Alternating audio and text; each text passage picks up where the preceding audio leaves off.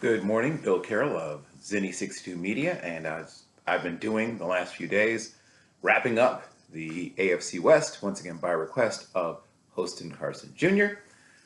I'm going to take a look at Denver in terms of their cap situation, their depth chart, and of course things they can hope to address in the offensive line and other pieces that'll come probably through the draft at this point. They have over $13 million in cap space, and they've done a good job, the front office there, of minimizing the amount of dead cap they have. So they have a fair amount to work with, and they'll probably have more to work with before it's said and done. The only players that are, count against the cap but are not helping the team in any way or not on the team, whichever, dead cap, however you want to describe that, includes $6 million for Jawan James, another $6 million going to Shelby Harris, also Noah Fant getting $1.794 and $222, right? So a little over 1.7, almost 1.8 million. Drew Lock getting a mere $779,694, and that's it. That's all. So it's a pretty good situation in terms of that. They have $13,428,081, roughly $428,081. Yeah, 113 million to work with going into the season, and they're a team with some positions to address, like almost any other team you can name. But the good news, as everyone knows, is they feel like they've solidified the position in the quarterback, right? They don't have a first-round draft pick, but they do have pick number 64, which they got from the Rams. They have their own pick at pick 75. They have pick number 96, also came back from the Rams. They have pick 115. They have pick 116 that they got from the Seahawks, pick 152. They have pick 206 that came from the Eagles. They have their pick 232 and then pick 234. So, a fair amount of work to be done, and they have some tools with which to work. So let's go over their team, things they're going to want to fix or address. The good news is if they stay healthy at wide receiver, they have one of the most impressive wide receiver cores in football, right? Cortland Sutton is your classic X. If he stays healthy, he should have 1,300 yards, even with them spraying the ball around. Seth Williams, who sits behind him, is a talented prospect who, coming along, but coming along more slowly. You have Travis Fulgham, who came over last year via free agency. They have Tim Patrick, who's one of the better number 3 receivers, in my opinion, in all of football. I mean, how many teams have a better number 3 than Tim Patrick? Kendall Hinton, the quarterback / wide receiver, also backs him up. They have Tyree Cleveland. And of course, they have a dynamic couple of slots in both KJ Hamler and Jerry Jeudy, who give you the ability to go deep. They're both good route runners.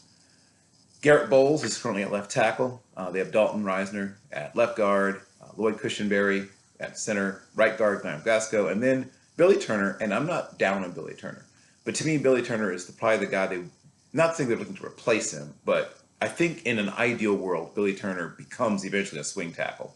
So keep an eye on, if they draft a tackle, it's probably someone to push him. And I'll talk about Tyler Smith from Tulsa in a moment, who I think might be that person. And there's some other guys, Zach Tom, a few others who I think might be that target. In terms of depth, they have Quinn Meinerz, who is a future starter at one of the guard positions, in my opinion. Tom Compton, who is depth. Nathan Muti, Calvin Anderson, who are all, guard guys play center in a pinch, or even right tackle in a desperate emergency. And then Ben Braden, who's another guard type, another guy who came as an unrestricted free agent from Green Bay, and Drew Himmelman, who once again is another depth guy who I think could play tackle or guard and has done that. At tight end, of course, they have Albert Ekwunam, Eric Tomlinson, Sean Byer, and then obviously we all know what's going on at quarterback. Russell Wilson, who of course came via trade. They have Brett Rippon behind him, and Josh Johnson. Yes, that Josh Johnson. Josh Johnson, play as long as you can play. I was a big fan of his all the way back to the earliest days when he was playing at not San Diego State, but University of San Diego, which is a non-scholarship granting FCS school where he played, of course, for Coach Harbaugh. Javonte Williams, Mike Boone, and Demaria Crockett are their primary running backs. And once again, I feel fairly confident they'll add to the running back room at some point in the draft. And then they have a fullback, Andrew Beck. The defense is another place that I think they'll be targeting, and I'm going to talk about why.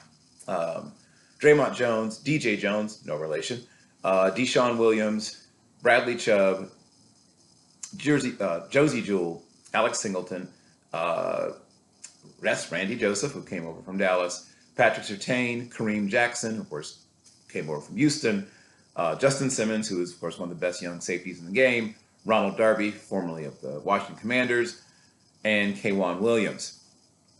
I am very, very, very, very sure they're going to add to both the line and the secondary depth, and possibly even guys they hope will be starters one day. In terms of depth, they have Jonathan Cooper, Jonathan Harris, Mike Purcell, Kelvin McTelvin, sorry, again. Also, Justin Strand, Jonas Williams, Malik Reed. I would like Malik Reed. I think he might make some noise this year, even if he's just, playing rotationally. Michael Ojemudia, Caden Stearns, J.R. Reed. I really like J.R. Reed. I won't be surprised one teeny tiny bit if J.R. Reed doesn't end up finding his way onto the field, whether it be at nickel, somewhere. And then Isang Bassi was the only guy I really like as a nickel type. And Jamar Johnson. So, as I just mentioned, they don't have a first rounder, but they have a good amount of talent that they can pursue in those sort of mid rounds of the draft. And that's where you're going to find a lot of starters, particularly at the positions we're talking about. So you're not having to tackle some of the most quote unquote premium positions, if you like that term. So I'm going to roll through some of the players that I truly believe they have a chance to draft and could help them. So I'm going to start, like I said, with Tyler Smith. Tyler Smith, the best and worst thing about him is the same thing. His hands get him into and out of trouble. He's a terrific athlete at the tackle position, was a defensive player until just a couple of years ago. Coming out of high school, he was most known as a defensive player, then got switched to offense. He's developmental. Like the term gets thrown around, but I'm going to tell you what I mean in terms of his case. There's a little meme that pops in my head when I watch it sometimes. It's like, I don't know what to do with my hands. When Tyler Smith is using his hands and using them effectively and correctly, he looks like a first-round prospect. And when he's not, which is all too often, he looks like a fifth-round prospect. But he'll go somewhere in the second or third most likely. And athletic, aggressive. I mean, for those who, if you like Trevor Penning, right? He's a guy that I think got 16 penalties on the offensive line this year. Some of them holding, obviously, but some of them, unnecessary roughness and, stuff that you don't need to be doing. So you'll need to coach some of that out of him. But if you like edgy and mean and whatever. On the defensive side, I think Arnold Ebiketie is someone they'll probably consider. Going back to offensive line guys, Zach Tom, some people see him as guard, some people see him as a tackle. Logan Hall from Houston is someone I think they might target for their defensive line. But the player I really want to see them go after is Jalen Petrie. Why? Well, obviously everyone uses the term scheme diverse and versatile or scheme agnostic. Well, he's that. He can play outside corner. He can play nickel. He can play safety. And I think he can do them all at a fairly high level. That's a player I'd be targeting. Going back to defense, a guy like Cameron Thomas, he's strong enough and tough enough that he can actually hold up as a defensive lineman, but I think you could also play him as an outside linebacker. Then looking at some other players I think they could possibly consider as they sort of plow through this, I think that they're going to continue to add to their linebacker group. I could see Troy Anderson landing there. I wouldn't be shocked if they went after a guy like Tariq Woolen, Nick Benito, Kyer Elam, sort of kind of. Chad Muma is a player I could see landing there. If they went interior, I could see Perrion Winfrey.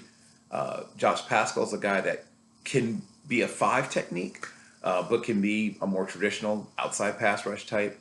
I could see them looking at someone like Kyler Gordon, and maybe a little bit later, a guy like Sam Williams going back to the defensive line.